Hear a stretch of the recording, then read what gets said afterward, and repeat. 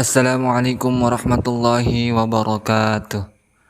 Baiklah, di video kali ini kita akan melanjutkan pembahasan kita mengenai belajar tajwid, memahami tajwid dengan cepat dengan praktek di surah Al-Falaq. Sebelum itu mari kita sama-sama membaca ta'awudz terlebih dahulu. A'udzu billahi minasy syaithanir rajim. Bismillahirrahmanirrahim. Baiklah, sekarang coba kita baca ayat pertama. Qul a'udzu birabbil falaq. Qul a'udzu birabbil falaq. Di ayat pertama ini kita bertemu lagi dengan qaf. Berbeda dengan kaf, maka dibacanya harus menggunakan qaf. Qul a'u, kemudian ada hamzah dan juga ain. Di sini juga kita harus bisa membedakan antara hamzah dan juga ain. Kemudian za, di sini menggunakan za. Banyak sekali di kalangan pemula itu tidak bisa membedakan antara za dan juga da.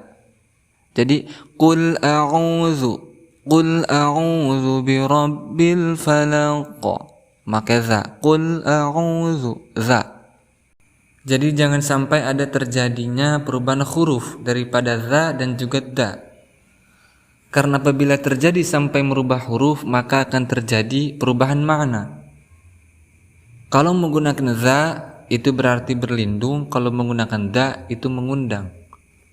Jadi kesalahan yang dianggap biasa sebenarnya fatal dalam memaknainya. Bisa sangat fatal apabila kita sampai merubah huruf daripada Al-Quran.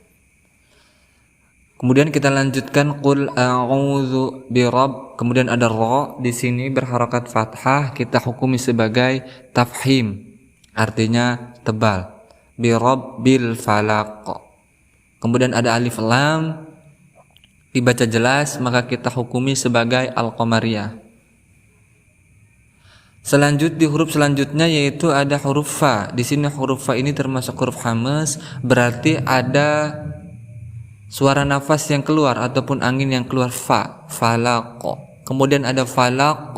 Di sini ada huruf qalqalah yaitu qaf, kemudian diwaqafkan ataupun di akhir kalimat, maka kita hukumi sebagai hukum qalqalah. Qalqalah apa?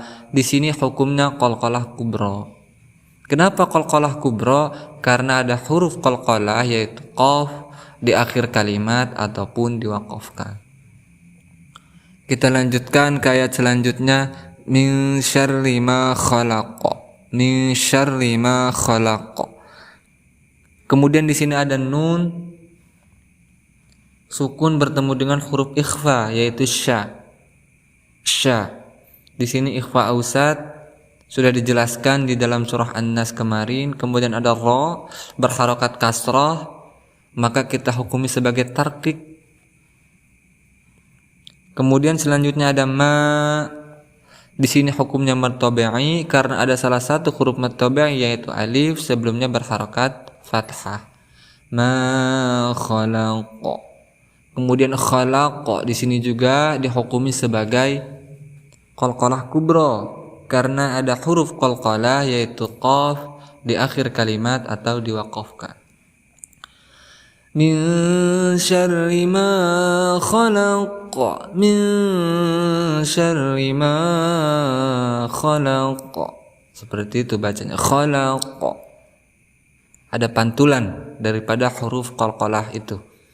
Kemudian kita selanjutnya ke ayat 3, wa min syarri ghasiqin idza waqab. Di sini juga ada nun sukun kemudian bertemu dengan huruf ikhfa yaitu sya. Maka dihukumi sebagai ikhfa ausat. Karena huruf shin ini makharijul hurufnya dengan nun tidak jauh dan juga tidak dekat. Kemudian ada syarri, di sini hukumnya tarqiq karena ada huruf ra berharakat kasrah. Kemudian gha di sini huruf hukumnya mad tabi'i karena ada alif sebelumnya berharakat fathah. ghasiqin, ghasiqin, panjang 2 harokat. Ghasiqin idza waqab.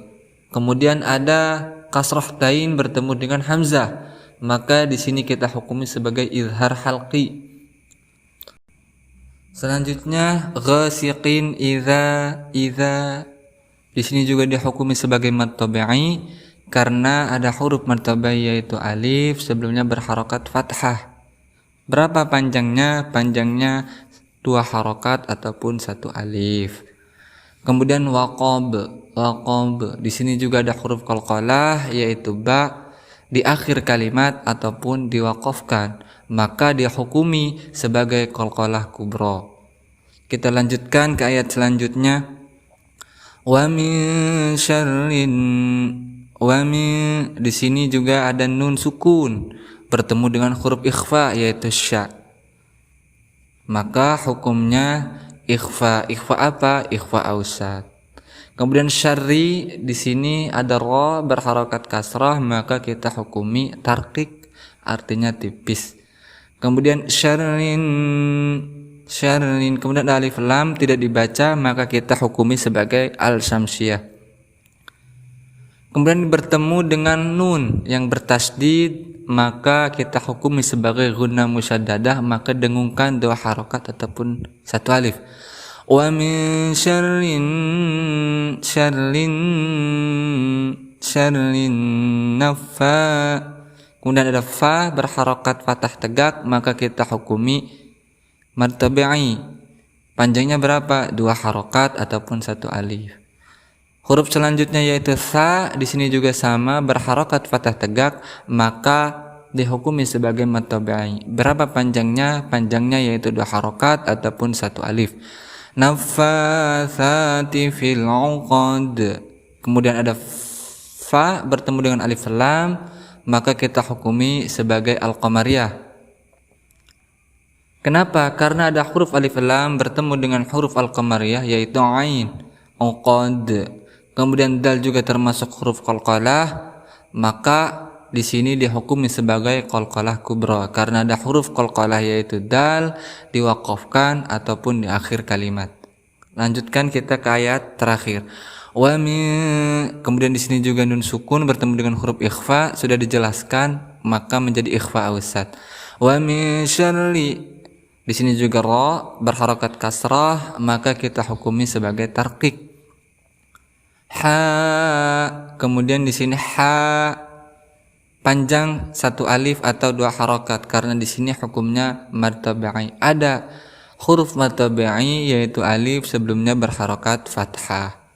Hasidin izhar halki karena ada kasrah tain bertemu dengan hamzah, maka dibaca izhar. Hasidin idza hasad. Kemudian di sini juga idza huruf mad tabi'i, hukumnya mad tabi'i karena ada alif sebelumnya berharokat fathah.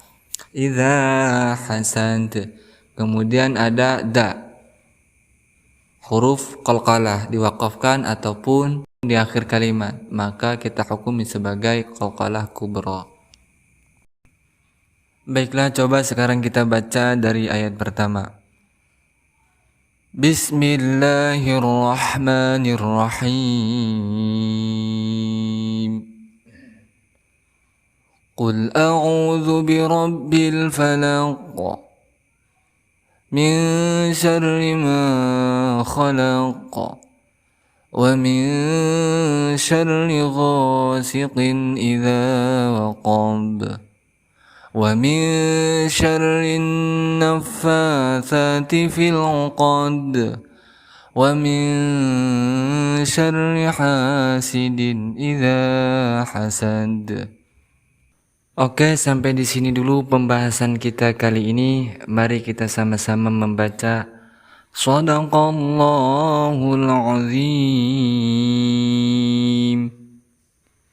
Kami ucapkan wassalamualaikum warahmatullahi wabarakatuh.